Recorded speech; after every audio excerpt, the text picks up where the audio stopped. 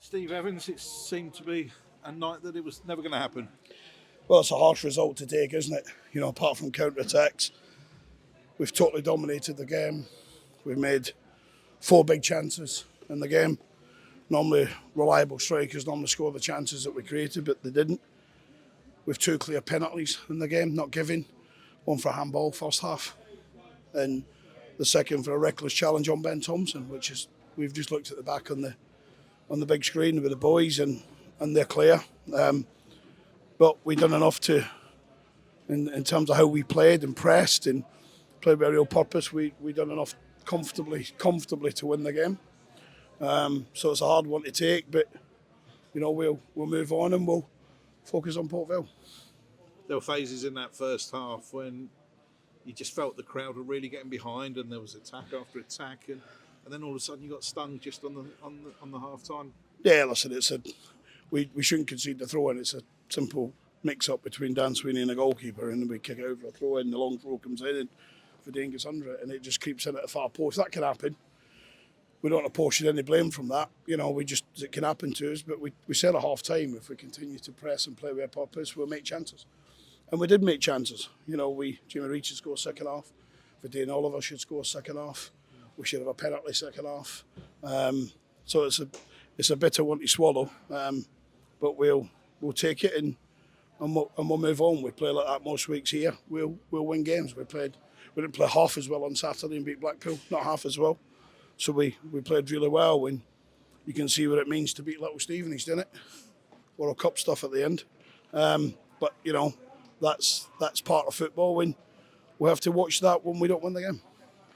The conditions a factor. It seemed like you were playing into the wind and rain in both halves. Yeah, with the elements turned against us at half time. But listen, that's not its goods. We had enough dominance of the ball, enough good possession running about their box, enough crosses into the box, enough good opportunities. We've got, for me, a striker I'd put my life on, Jimmy Reid, who misses 2 of the simplest chances of the season, and Verdane Oliver would normally snatch them in and just pass it into the net and he screws it. So, but there'll be no apportionment of blame. The boys have been absolutely outstanding for us, and we know how tough it is to win games.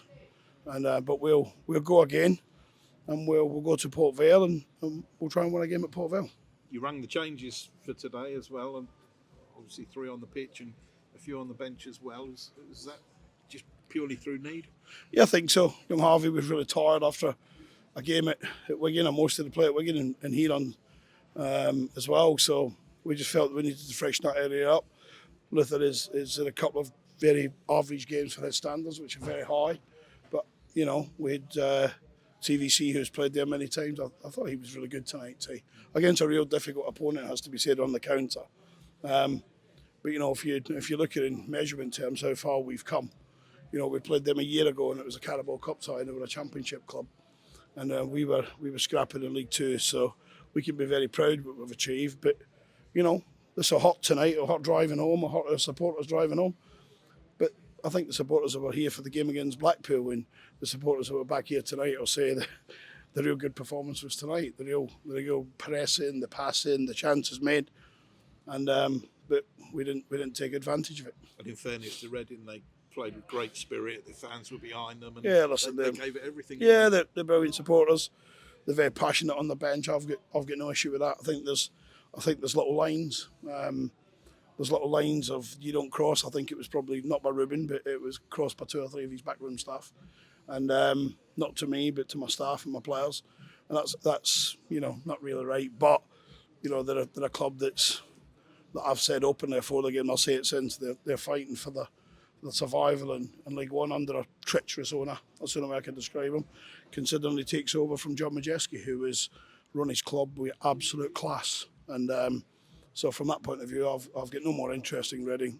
They'll go and play who they're playing at the end of the season, and we're trying to look after ourselves. Like you say, you just got to take it on the chin and prepare for Saturday. Well, there's no other way. It's the old words, isn't it? We move on to the next one. We know we should win the game tonight. If you probably look at the Blackpool game, I think I said it. I think a draw would probably be 100% fair, the Blackpool game on Saturday. But I think if you look at tonight, it's really harsh on us. Referee said a major say in the game tonight, and I'll go and speak to him. He'll think he's great. They normally do at the EFL. I got to be careful what I say. I got a little warning last time, so I don't want 2 warnings. But if that's the best that they can send to do a top end League One game, we should probably looking at the boys' clubs and picking under 15s and 16s and asking these kids to come around, because that performance tonight on the big key decisions was just simply unacceptable. And he's normally a good referee, Paul. He's normally a good referee. But we've had a few of them this season where I've said in the past have been good referees, then they turn up and it's us. They don't like us up there, do they? No one up there wants us up there. So, and they got a little bit of help.